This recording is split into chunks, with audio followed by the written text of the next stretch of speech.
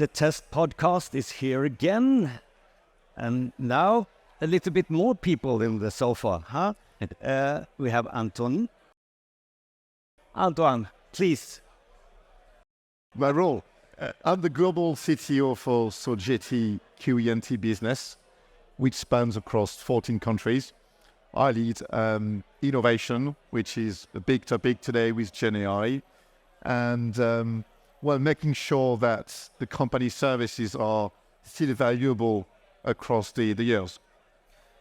And we're going to talk about AI and specific generative AI. If you could have generative AI in quality and testing, in that area we are looking at there is happening a lot of things here. Please, can you? Well, share? Obviously, since the evolution of Gen AI platforms at the start of 2023, this entire industry has been in a turmoil, researching what value can we get from Gen AI. And essentially, sometimes comparing it with deep sea exploration. We've been amazed at finding what we can see in the bottom of the ocean, and we've been sending vessels. And as we are approaching Gen AI, it feels a little bit the same. We are amazed at the beauty and the mystery of deep sea and generative AI. At the same time, we've been very cautious and rigorous in the way we're approaching it. First, we need to be extremely focused on problem-centric. What are we trying to solve?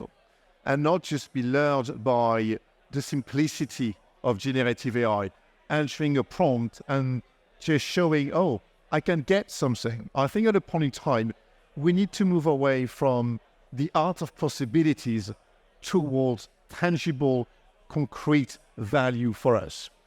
So we've obviously assessed the whole list of use cases that we have in testing. And this comes from requirement creation, requirements to user stories to test cases, and all along the way, right? And we are discovering a world of actually huge complexity behind it.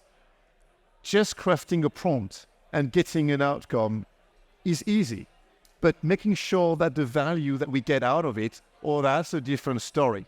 So again, we need to be humble, right? We need to be rigorous, experimented as a proper technology.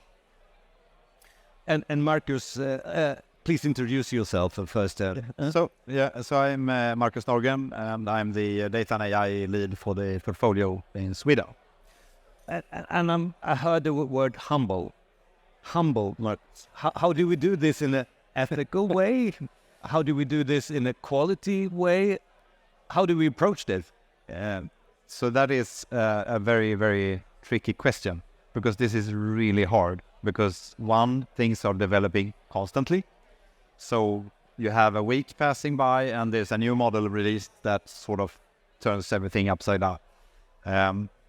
But there are some things that we have learned, and we have a framework for how we work with AI in general, which applies quite well also to Gen AI, which is basically, as Antoine said, you need to start with the problem. We always want to understand the problem. What is the purpose of what we're doing? Are there ethical questions around that? What is it we achieve? Which groups are represented? And do we have them in the data? And then we have a cycle in how we work and analyze the data that we will have as a foundation for a model if you develop it, or the data set that is the foundation of maybe your questions that you want to ask. So and then we have a cycle on how to monitor. And as you say, Antoine, when you ask a question and you get a response, how do we ensure that that response actually is fairly consistent? Because you don't want to have the exact same response all the time when you work with Gen AI. But still, we want to make sure you don't get bad things back. And we have ways and methods of ensuring that I would say. And that's exactly the challenge we are facing. We went through a series of experiments in the last months, really trying to identify through a concrete use case, which is how can I generate test cases from a user story, right? And we know that if we ask any LLM systems these simple questions, generate test cases from these user stories, we are going to get an answer, but it will like domain specificities, the right terminology that we are aiming at, the usefulness, the integrability of the output into a broader ecosystem. So there are, let's say, 5 key points that we've learned from all those experiments, really putting GenAI in reality for testing. The first one is prompting, crafting prompts must be as rigorous as coding, right? And it is not a fine art that anybody can apply. It needs to be properly structured. The second aspect is that without domain expertise in the prompts or either in the LLM, you will not get the right quality output. Prompting is great, structuring it is great, but without domain expertise, this is gone away. The third one is we found out that for LLM system to generate quality output, it needs to be single-purposed. One single purpose, one atomic purpose, the better the quality is. So are we aiming at atomic prompting? Maybe. The fourth one is because prompts are code, as I was saying earlier, so sensitive, so quality-driven, they are going to become intellectual property. So we need also, in the way we are driving value through the prompts, protect them. They are IP, and we don't necessarily realize it today, but this is a critical aspect. And the fifth point is, as we are going to enter a world of atomic prompting, how many prompts do we need to derive value? Out of a simple use case, maybe we need thousands of atomic prompts to derive from that. So we will need to rely on somebody to build this prompt for us. But let's say in quality engineering and testing, can we afford to suddenly have 20 prompt engineers in our tiny budget? Probably not. But we will need to rely on somebody on a platform to have a low prompt, no prompt approach to generate the same value again and again and again.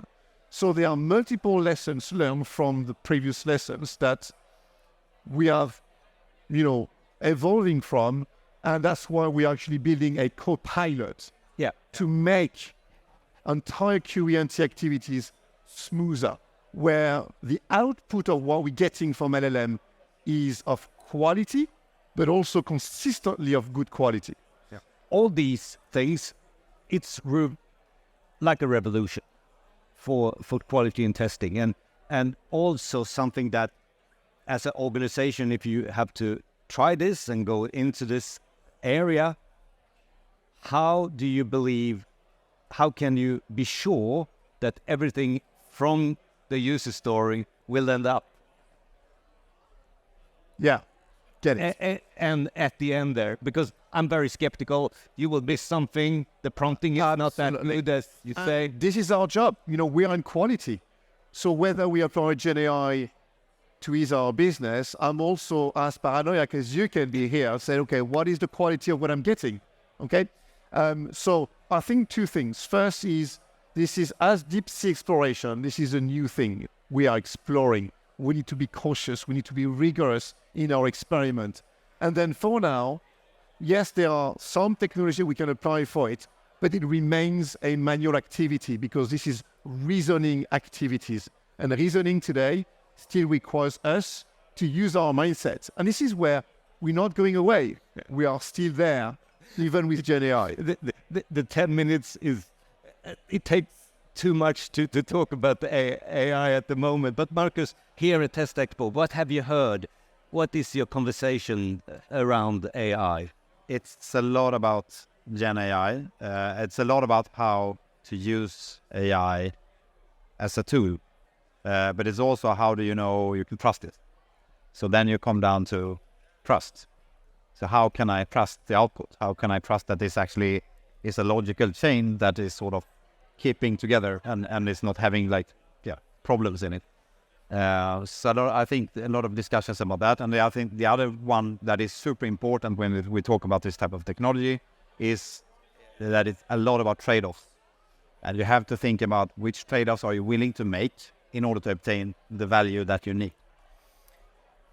And people have to search the web for this. We're going to have blog posts, reports around this during the whole autumn. Huh? Absolutely. Oh, and it keeps coming and again and again and again. Thank you. Thank you. Thank you.